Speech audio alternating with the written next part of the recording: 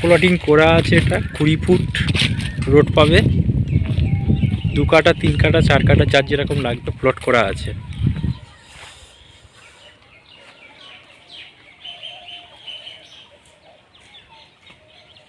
ওদিকে মেন রাস্তা 20 ফুট,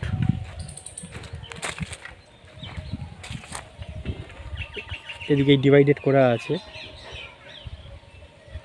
যারা নিয়েছে তারা সব মার্কিং করা আছে, ওই দিকটা ফাঁকা আছে এখনো।